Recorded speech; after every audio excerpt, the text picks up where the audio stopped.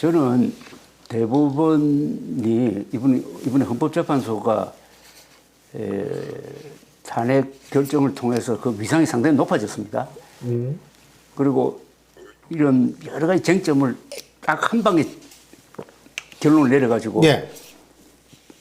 국민들의 그 동의를 얻으면서 전국이 안정되도록 만들었어요.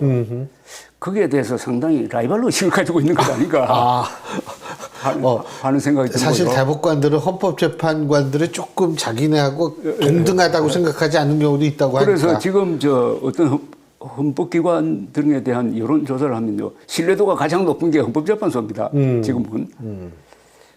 그리고 무슨 대법원이라는 그 권위를 위해서도 재판을 늦춰가지고 말하자면은 유죄 판결을 받을 사람을 대통령으로 만들었다 하는 그런 비난을 받기 싫어가지고 정리를 해야 되겠다. 그러니까 5월 한 10일 이전에, 늦어도 5월 10일 이전에 이 문제에 대해서 결정을 내려야 되겠다라는 생각을 했다고 봐요.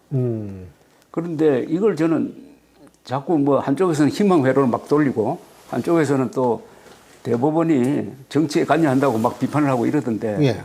제가 보면은 그럴 건 아니고 세 가지 선택지가 있는 것 아닙니까? 첫 번은 상고기각 아닙니까, 그죠? 상고기각 무죄, 네. 무죄 확정. 두 번째는 유죄 취지의 파기환송. 예. 자, 유죄 취지의 파기환송을 하면 고등법원에 갑니다. 예. 거기서 또 재판을 해가지고 다시 하는 대법원에 거죠. 올리는데 이미 선거는 끝났죠. 흘러가고 예, 지났죠. 흘러가는 겁니다. 예. 이제 세 번째는 이거 유죄가 확실하니까 뭐 파기환송할 필요 없다. 우리가 바로 재판하겠다는 이른바 뭡니까? 파기자판? 예. 파기자판하는 겁니다. 일본은 그걸 많이 하긴 한데요. 50% 정도가 예, 있다. 우리나라는 거의 안 우리나라는 하죠. 0.73%입니다. 더구나 이 선거 예. 이 정도 사안으로는 그걸 사안 그러면 하나씩 가능성을 보면 이 두 번째 가능성은 세 번째 가능성은 없는 거예요. 파기자판 가능성은 없습니다. 그러면은 무죄가 되든지 파기환송이에요. 이건 결국은 이재명 전 대표의 출마를 막을 수는 없다는 거죠. 그렇죠. 어떤 경우에도 예. 이재명 출마는 막을 수 없다. 이렇게 되어 있습니다. 그다음에 그럼 둘 중에 어느 가능성이 많으냐 그거죠. 둘 중에 저는 상고기각 가능성이 많다고 봐요. 왜요? 그건 법리가 처음 지금 그 사건은 1심이 집행유예 1년이었잖아요. 예. 그때 많은 사람이 그때 무죄로 나올 거라고 생각했던 사람이 많아요, 사실. 근데 그게 집행유예 1년, 그 다음에 두 번째는 유죄로 나올 거라는 생각이 많은데 무죄가 된 거예요. 그만큼 이 사안은 대통령 후보로서 가장 유력한 사람을 출마 못하게 할 정도의 그렇게 큰 범죄는 아니라는 생각이 있었다는 거죠. 그건 재판하는 사람도 그렇고 그것을 바라보는 사람도 그렇고. 그런데 한번 생각해 보십시오.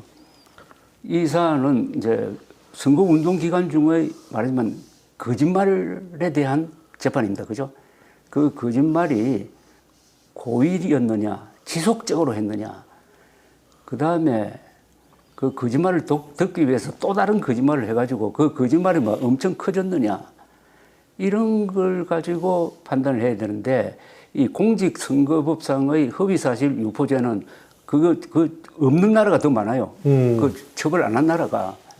왜냐하면 선거는 어차피 청중 앞에 들어서 가지고 어떻게 정확한 말만 하겠습니까? 그 분위기에 따라서 거짓말도 하고 하는데 이런 걸 과연 처벌 대상으로 삼아 가지고 당선 무효형 또는 출마 불가능형을 때릴 필요가 있느냐 하는 데 대해서 저는 지금 판사들도 고민하고 있다고 생각합니다.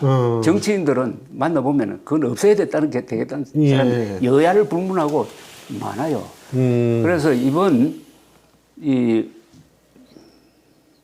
상고기각을 하든지 뭘 하든지 하는 이 판결을 통해서 대법원이 이 쟁점이 많은 이 부분에 대해서 이 법리를 하나 정리하지 않을까 하는 생각이 듭니다. 법리를 정리를 하는 거예요. 그러니까 상고기각을 하더라도 왜 상고기각을 하느냐. 예컨대 이재명 경기도지사 후보가 선거 토론 과정에서 거짓말을 했다고 해가지고 그게 재판에 막 넘어가고 해가지고 나중에 결국 파기환송으로 살아난 그 사건 있잖아요. 그때 정말 정신병원에 입원시킨 맞아요. 여부도 그때의 그 파기환송 즉 무죄죠. 무죄 취지의 판결문은 이거는 적극적인 거짓말이 아니다. 해가지고 거짓말의 종류를 좀 나눴어요. 심한 거짓말이 아니면은 그건 무죄로 봐야 된다는 취지거든요. 그것보다 훨씬 더 구체적인 어떤 판례가 나올 가능성이 있다고 봅니다. 이번에 전원 합의체 재판을 하면은 거기서 판례를 변경하든지 아니면은 법적 논리를 새로 설정하는 그런 역할도 하거든요.